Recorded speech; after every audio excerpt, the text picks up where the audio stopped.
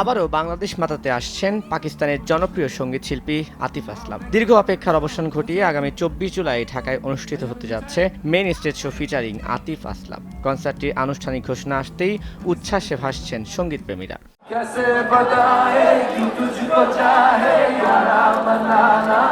বুধবার বিকেলে আয়োজক প্রতিষ্ঠান মেইন স্টেজ তাদের অফিসিয়াল ফেসবুক পেজে কনসার্টটির ঘোষণা দেন। আতিফ আসলামের ছবি প্রকাশ করে জানিয়েছেন, এবার সময় প্রতিশ্রুতি রাখার।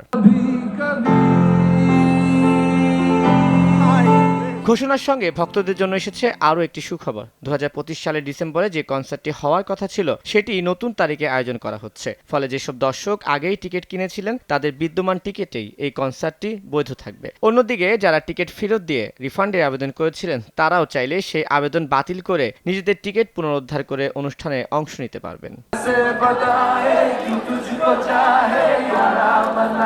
2025 সালের 13ই ডিসেম্বর ঢাকায় আতিফ আসলামের কনসার্ট আয়োজনের পরিকল্পনা থাকলেও জাতীয় নির্বাচনের তফসিল ঘোষণার পর উদ্ভূত পরিস্থিতি ও নিরাপত্তাজনিত কারণে কনসার্টটি স্থগিত করা হয়। পরবর্তীতে গায়ক নিজেও সামাজিক যোগাযোগ মাধ্যমে বাংলাদেশি ভক্তদের উদ্দেশ্যে দেয়া এক বার্তায় নিশ্চিত করেন আবারও বাংলাদেশে ফিরবেন এবং ভক্তদের জন্য গান শোনাবেন। অবশেষে সেই প্রতিশ্রুতি বাস্তবে রূপ পেতে যাচ্ছে।